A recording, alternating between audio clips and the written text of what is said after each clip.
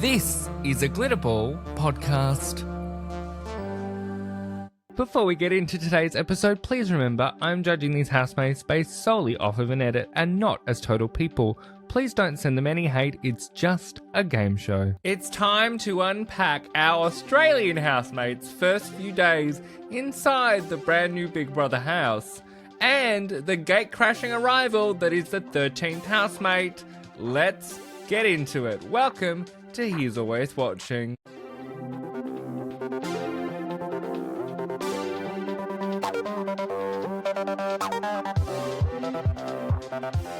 From Glitterball, this is He's Always Watching, a Big Brother podcast.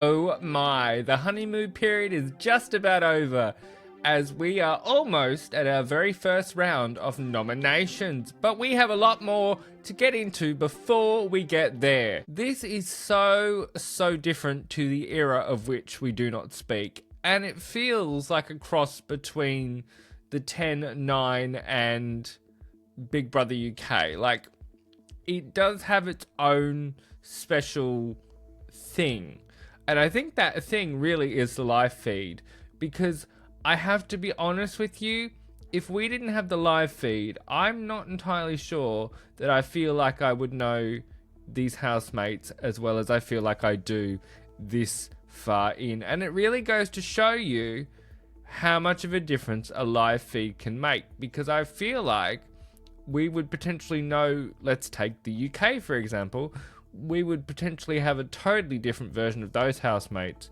if we had a 24-hour live stream, because certain people have been letting themselves sort of their butts showing on the live stream, if you will. And I don't mean literally talking about you, underwear gang.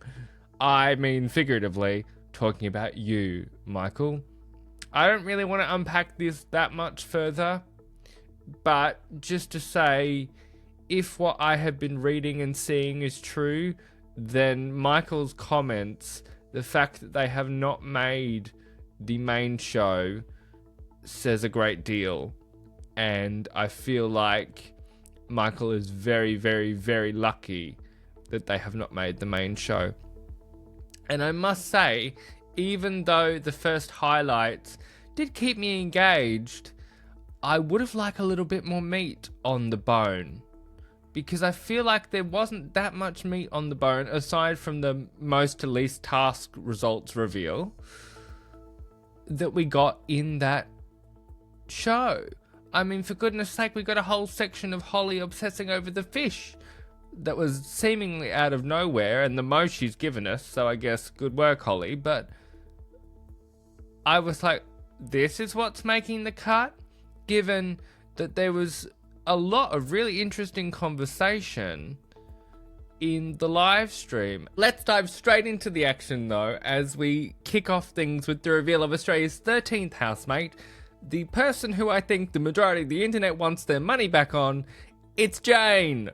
Jane won the toss between her and Mitch because everybody was really into the groovy granny, and then ta-da, the producers revealed she's a raging Trump supporter. Now, I feel like the internet has probably gone into meltdown about this, but I will say, now, I don't agree with her views, but the whole point of a show like this is to put people with differing views in a house together.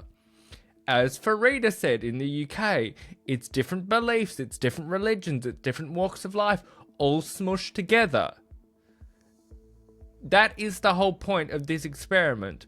So, sure, do I understand the outrage? Yeah, it's going to make for something to watch in this house, because she is very clearly going to clash with some of her other housemates. So, I am curious to see what she brings. Will she clash with people? Will she keep her mouth shut?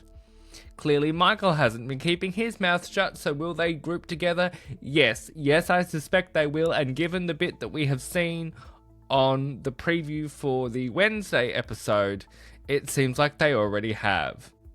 I am not surprised at those two kind of grouping together, and I think it will be very interesting, because we are already seeing cliques sort of form in the house. You've got the underwear boys of Colin, Bruce, and Vinny. You've got Emily is kind of floating. You've got Mia, who seems like a bit of an outsider. You've got Abiola, who also seems like a bit of an outsider and kind of floating. So we are seeing kind of different little bits group off. And then, of course, you've got Alana, who is the house mum and did a fantastic job with the shopping.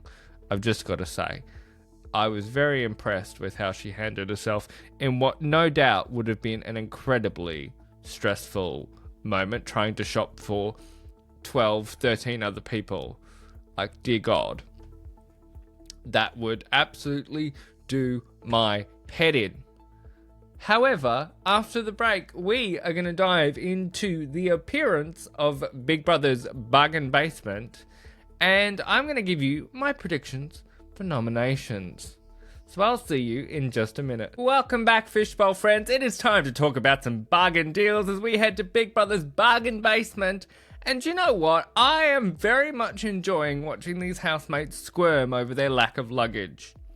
I am really enjoying it. I know that's potentially a tiny bit evil, but I am really, really shocked at how incapable these lot are of dealing with the fact that their possessions are gone.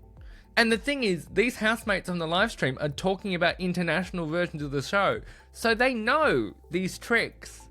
So why are we so shocked and annoyed and complaining so much about this twist, guys? It honestly makes me laugh, because it's like, you knew what you were signing up for. Come on. You didn't think you were just coming in here for a holiday camp, did you? Because if you did, you're sorely mistaken. Anyway, back to the bargain basement. I think this was really, really great, especially poor Emily's panic and having to choose a whole new wardrobe out of other people's things.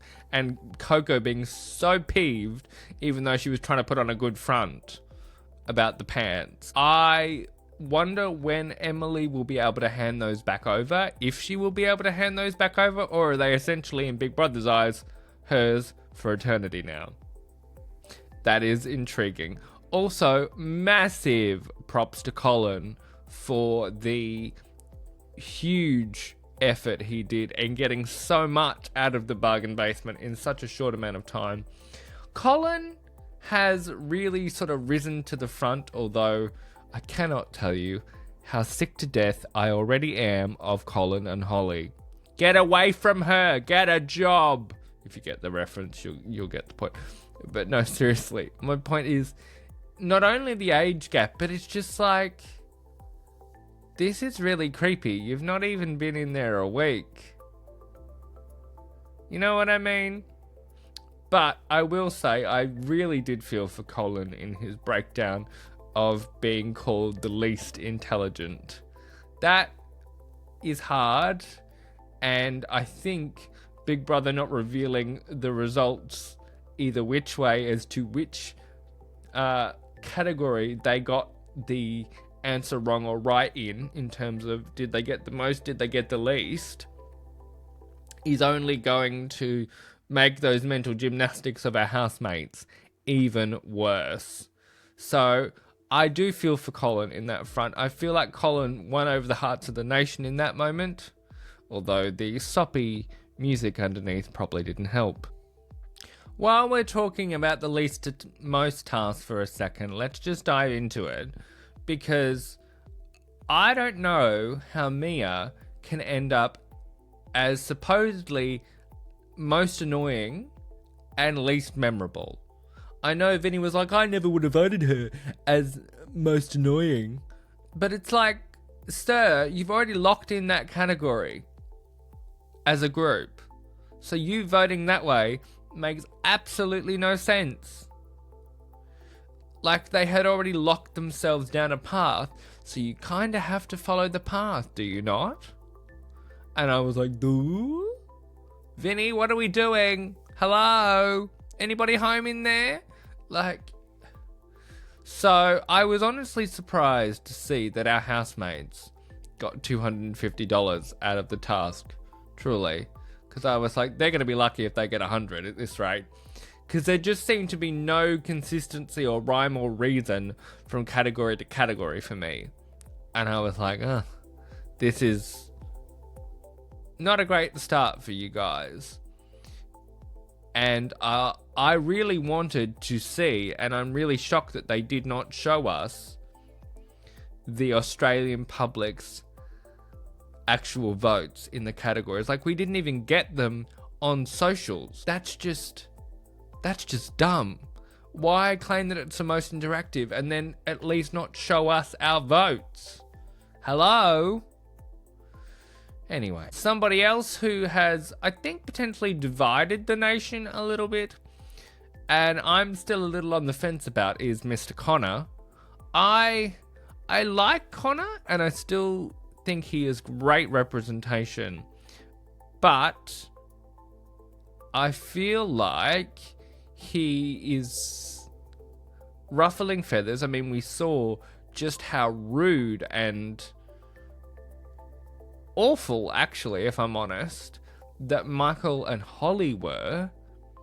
It's like, is that entertaining when he is just trying to make sure that everybody gets a fair share of all the food? Like, you have limited food.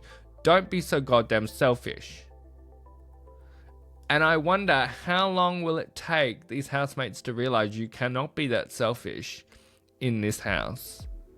Because I saw that and I was like, okay, thank God you're not in here for 12 weeks, because I feel like it would really not end well. They're very lucky that this is a short series, because I don't think you could ever get away with being that selfish in a longer series. It's not going to go well. And I actually do think, because of this behavior, not to jump us fully ahead, but oh well, I'm here now, Michael and Holly could be up for nomination, joining our 13th housemate, Jane, who failed her secret mission. I mean, it was a pretty tricky secret mission, because there was no way she was going to be able to hide from that group. So unfortunately, Jane is guaranteed to be nominated. But who will be joining her? I suspect it might be Michael and Holly. And I'm just praying that Australia, you make the right choice and send Holly home. She's giving us nothing. Still nothing. It's like, is there anything behind the eyes? Hello? Hello? Ding dong, anybody home? No. Anyway, sorry. She's just getting on my nerves, because it's like, all you do is complain and whinge about your things. Something else we've also seen on the live stream that's rubbing me the wrong way, and I don't really like this at all, and I feel for Mia, is how her crush on Edward seems to have totally blown up. And it makes me feel that Edward is completely the man-child I thought he was, in that he does not know how to navigate this situation whatsoever. And hearing his conversation with Emily and Alana, I was just like, uh-oh, this is really, really awkward. And Mia, I think, has just gone in there with all the joy and naivety of somebody at Christmas morning. And she's like, oh, he seems really nice. And now he's just like, ah. And it's like, yes, this is awkward because you're stuck in a house together. But it's just like, oh. It really felt like a conversation that perhaps we shouldn't have listened to. Do you know what I mean? I guess that's the benefit of being a fly on the wall, is that we hear things that maybe we don't want to. And I don't know, I just felt for Mia in that moment, because I was like, you've been nothing but nice, you poor thing. And he's like, I'm not interested. If you ask me, I think the gaydar is pinging slightly. But I'm worried about Mia, too, actually, when it comes to nominations. I feel like Mia could find herself up on the block as well. So nominations is going to be really interesting because I don't really have any clue how these housemates are voting. I just know what I would like to see, which is Holly, Michael, and Jane facing that public vote. Will I get my wish? We shall see. With that, my delightful fishbowl friends, I will see you on Friday for another episode of He's Always Watching Australia, where we will unpack the House nominations.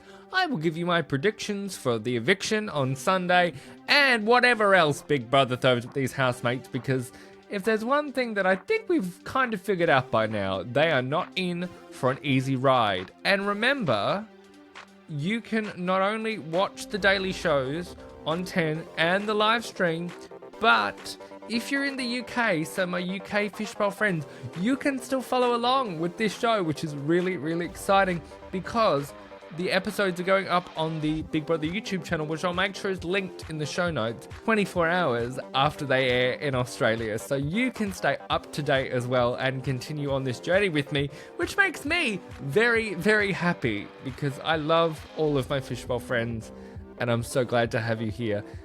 I will see you on Friday. If you've enjoyed this episode, please leave a 5-star rating, whatever podcasting app you are listening to it on, and go and leave a comment over on Spotify. You can vote in the polls on the Bird app or on Spotify, because there is going to be an eviction poll and I really, really want to know your thoughts. And you can leave a comment over on the YouTube video as well. So thanks for being here. I will see you soon. And in the meantime, remember, Big Brother's not the only one who's always watching. See you soon.